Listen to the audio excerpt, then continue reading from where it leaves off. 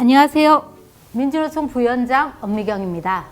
민주노총은 올해 3대 노동개혁 입법 투쟁을 전개하고 있는데요. 당면에서 노조법 2조 3조 개정 투쟁과 함께 하반기에는 5인 미만 사업장 근로기준법 전면 적용과 산별교섭 활성화를 위한 입법 투쟁을 전개할 계획입니다. 이번 교육 영상은 노조법 2조 3조 개정 교육에 이어서 2탄으로 5인 미만 근로기준법 전면 적용과 산별교섭 활성화에 대해서 이야기 나누도록 하겠습니다.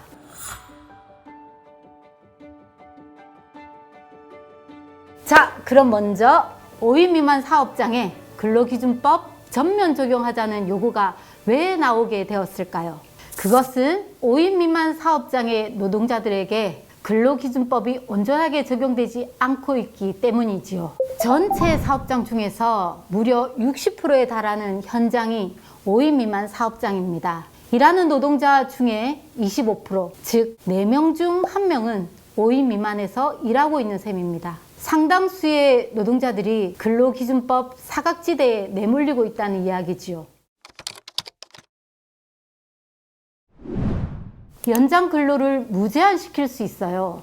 또 30일 전에는 통보만 하면 마음대로 해고할 수도 있습니다. 부당해고를 당해도 구제 신청할 자격이 없어요. 몇 달, 몇 년을 일해도 연차 휴가가 없어요. 직장 내에 괴롭힘을 당해도 그냥 꾹 참아야 해요.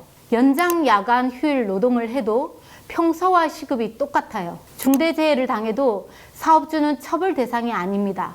너무 충격적이지 않은가요? 5인 미만 사업장에서 일한다는 이유만으로 이렇게나 많은 권리를 박탈당하고 있습니다. 이런 문제들이 있어서 항의하다가 해고라도 당하면 과연 어떨까요? 가장 말이 안 되는 건 부당해고 구제 신청도 안 된다는 거예요. 부당하게 해고당해도 너는 5인 미만에서 일했으니까 기각인 거죠. 다퉈볼 기회, 국가기관에 요청해볼 기회조차 갖지 못하는 것입니다.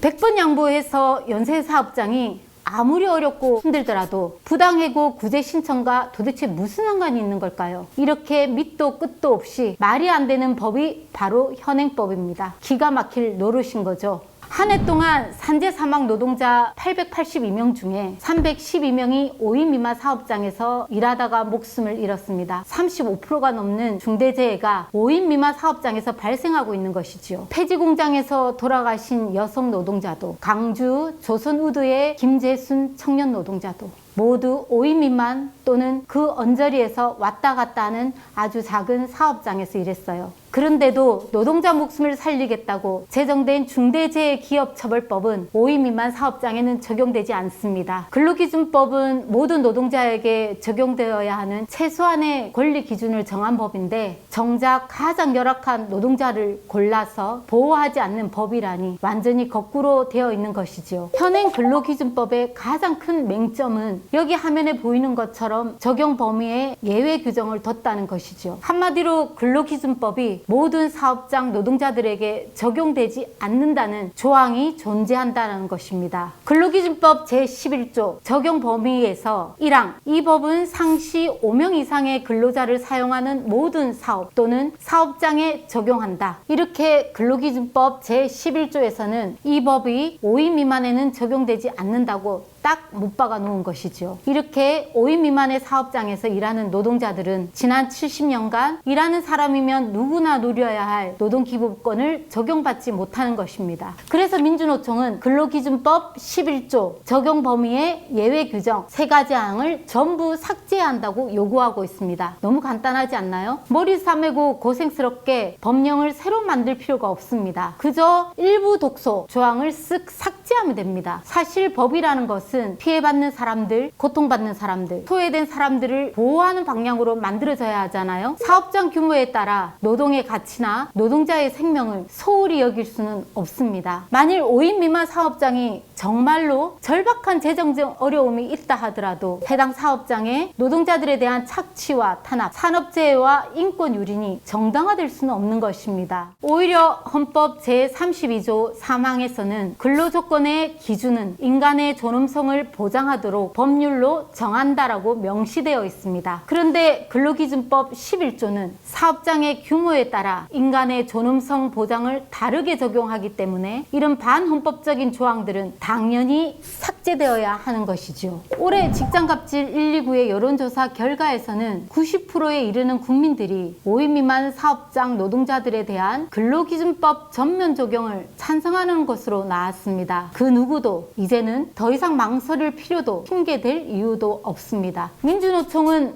5인 미만 사업장에 종사하는 모든 노동자들도 대한민국 국민의 한 사람으로서 누려야 할 기본 권리를 누릴 수 있도록 근로기준법 11조 삭제를 통한 전면 개정 투쟁을 이어가려고 합니다.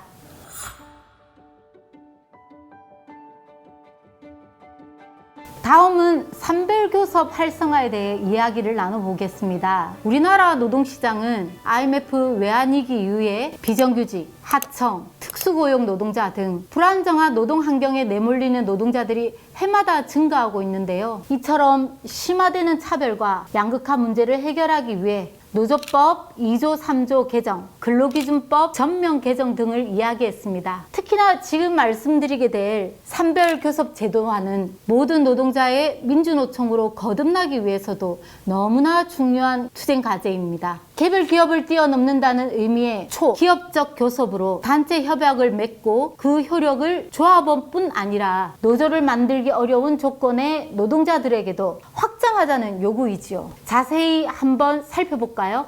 산별교섭 제도화. 어려운 말인 것 같지만 쉽게 말하면 산별교섭을 통해서 단체 협약을 맺고 그 효력을 조합원뿐만 아니라 노조를 만들기 어려운 조건의 모든 노동자들에게도 확장하자는 말입니다. 노조를 만들기 어려운 노동자들은 평생을 일해도 노동 3권을 누리지 못하는 이 비참한 현실을 바꿔보자는 것이지요. 노조 설립, 단체 교섭 자체가 어려운 5인 미만 사업장의 노동자들에게도 단체 협약의 효력을 적용시켜야 한다는 것입니다. 산별교섭을 통해 체결한 단체 협약의 내용을 기업 규모와 상관없이 정규직, 비정규직, 차별 없이 같은 일을 하는 모든 노동자들에게 적용함으로써 노동의 불평등 문제, 노동자 간 격차를 큰 틀에서 줄여갈 수 있다고 보고 있습니다. 또한 산별교섭 제도화는 노조법 2조 3조 개정과 5인 미만 사업장 근로기준법 전면 적용을 큰 틀에서 포괄할 수 있는 방법이기도 합니다. 산별교섭이 실현되면 노조할 권리에서 배제되고 있는 특수고용, 플랫폼 노동자들과 현재 근로기준법의 주요 조항을 적용받지 못하는 5인 미만 사업장 노동자들의 노동조건도 개선될 여지가 커지는 것이지요.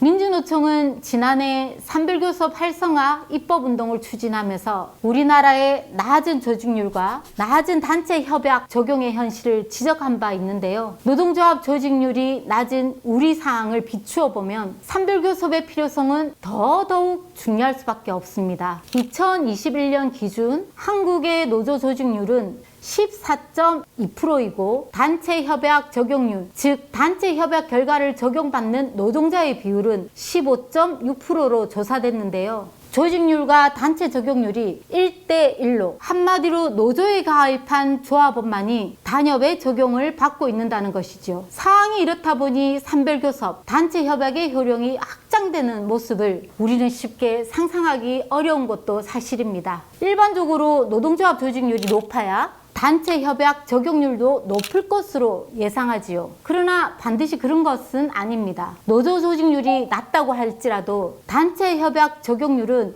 높은 경우가 아주 많습니다. 국제적으로 봤을 때 노조가 산별교섭을 통해 체결한 단협을 미조직 노동자, 하청 노동자들도 적용받는 사례를 쉽게 찾아볼 수 있습니다. 2019년 OECD 평균 노조 조직률은 25.1%이고 단협 적용률은 무려 48.9%에 달한다는 통계만 보아도 알 수 있지요. 핀란드, 스웨덴, 노르웨이, 이탈리아, 프랑스 등 단체 협약 적용률이 높은 나라일수록 상위 10%의 소득자와 하위 10% 소득자 간의 임금 격차가 줄어든다는 사실에서도 확인할 수 있지요. 산별교섭 활성화가 임금 격차를 줄이고 불평등을 완화시키는데 중요한 역할을 한다라는 확실한 실증인 것이죠. 또한 구체적 사례로 보면 스페인의 경우 2021년 노동개혁을 통해 하청업체에도 산별단체협약을 적용했는데요. 주요 내용을 보면 다음과 같습니다. 주요 내용은 임금에 관해 기업별 협약의 우선 적용 규정을 폐지하고 산업별 협약이 하청업체에도 적용하도록 했는데요. 이를 통해서 개정 전에는 원하청 간 임금 격차가 컸지만 2021년 노동법 개정 이후에 원하청 간 임금 격차는 거의 없어졌다고 하네요. 정말 부럽지 않으세요? 민주노총은 산별교섭을 활성화하기 위해 법 제도 마련을 주장하며 노조법 개정을 요구하고 있는데요. 산별노조가 노동자 간 격차를 해소하고 산업의 전체 문제 해결을 고민한다는 사회적 역할을 발휘할 수 있도록 교섭 구조를 바꿔야만 한다는 것이죠. 이것을 위한 노조법 개정의 요구 내용은 이렇습니다. 산별노조가 산별교섭을 요구하면 사용자가 이를 거부, 회피하지 못하게 하고 사용자 단체를 구성하거나 연합해서 산별교섭에 참가하도록 교섭 의무를 부여하며 기업별 교섭을 강제하면서 산별교섭을 배제하는 교섭 창구 단일화 제도를 폐지해야지요. 산별교섭에서 체결된 단체 협약이 해당 산업업종 내 모든 노동자들에게 적용되도록 단체 협약 효력 확장 제도를 실질화시키고 노동위원회의 초기업 교섭 단위 결정 제도를 신설하게 하는 등의 법 제도 개선, 산별교섭 활성화에 대한 정부와 지자체 역할 강화 등을 요구하고 있습니다. 지난 35년간 기업별 교섭에만 갇혀 있는 사이에 노동자 내부 격차는 더 벌어졌고 양극화는 더 심화되었습니다. 산별교섭 활성화는 노동자 간 격차 해소와 이중구조 극복, 불평등,